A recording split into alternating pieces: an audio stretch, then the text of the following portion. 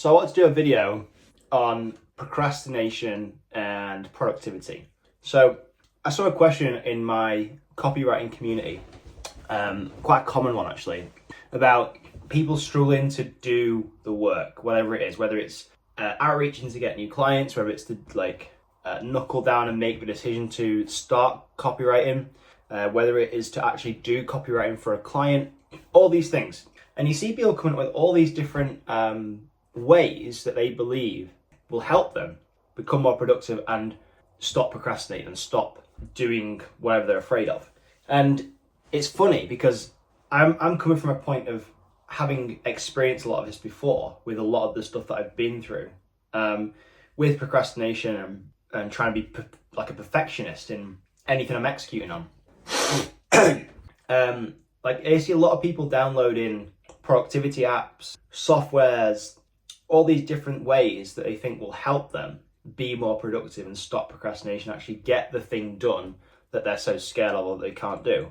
Like all these people that have all these apps on their phone that are supposed to be productive, and it actually just has the opposite effect and actually just keeps you where you are and gives you this false sense of winning. Like it just is ridiculous. You make no progress. So I wanted to give you like a bit of an idea which I got from somebody I follow called Sam Ovens, and he's very engineering. He's got a very engineering, like analytical mind, and he shared this, which I thought was quite interesting. And this is about where you put your energy. So as you can see here, there's two circles, and obviously, if we're trying to think about or do 10 different things, we're literally making an ounce of progress in all of them. We're making like no progress in literally any of them. Whereas if we have one main focus, look how much more progress we make, which is, it's almost silly that I'm having to show you that because it's so obvious, but generally in productivity, personal development, business, anything, it's always the simple shit that makes the results. It's not all this stupid software and stuff. And this was really interesting to me when I first saw it, because it was like a light bulb going off, like, Christ, like that's so true. So all these people they've probably got so much on their plate to start with, but they're trying to disperse their energy into all these different things and figure out how they can fit all this stuff in their day. Yet, if they switched it around and maybe just made a to-do list on a notepad on a piece of paper, which is all you need, and just have one primary focus, you would get exponentially more progress made, and you would really quite quickly get over this procrastination hurdle, which I see a lot of people struggling with. So, how do you apply this, what you're doing? So, the image again, like see this one here, all these little things going on.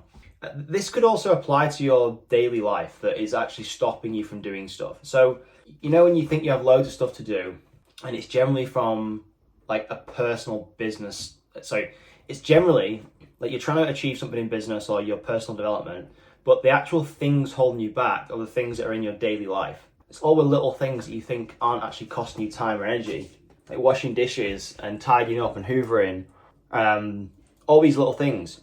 And it was only recently I discovered this myself, how much time and energy I was losing.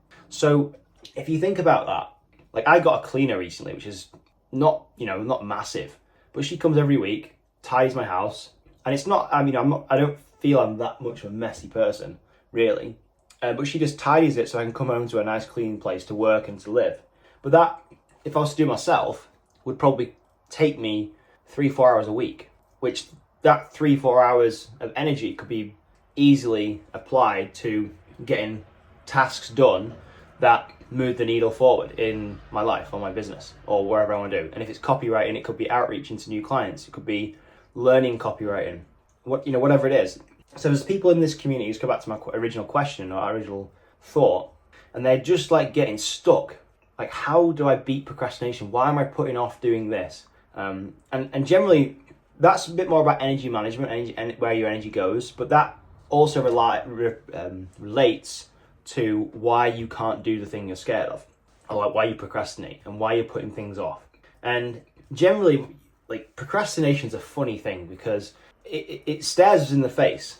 Like all the things that we're super scared to actually do is most probably the thing that we need to do, be it in a business sense, personal sense, whatever. It stares us in the face and we don't do it for whatever reason, whether it's being judged by people, if we're outreaching to people, we're like, oh shit, like, What happens if I send this message and I get ghosted again? What happens if I send this DM and they say no? What happens if this happens? What if I get on a phone call with someone and they don't like me, or all this stuff?